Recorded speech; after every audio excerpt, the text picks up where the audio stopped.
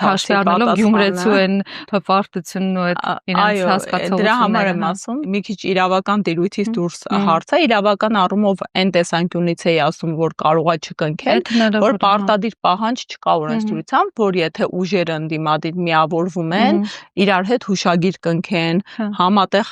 ինչ որ համաձայնության պարտավորվածություն ունենան։ Իրենք կարող են ընդհանրապես չհամագործակցել, բայց այդ երկու կողմ ձայնը միասնական հաղթանակի արձանագրման համար այս ուժը, այս դաշինքի ուժերից որևէ մեկը տրամադրի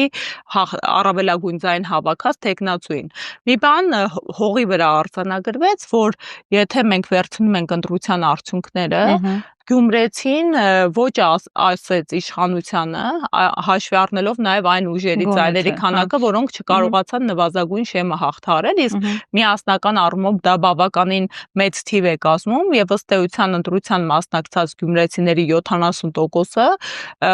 իրենց կամարտահայտությամբ արձանագրեցին, որ իրենք չեն ցանկանում, որպեսզի գործող իշխող ուժը կառավարի իրենց համայնքը։ Հիմա նաև դա լրացուցիչ պարտավորվածություն է ստեղծում եւ ընտրված շեմը հաղթահարած ընդդիմադիր ուժերի համար կյանքի կոչելու, իհարկե, կյանքի կոչելու գյումրեցու քվեն ու պատգամը։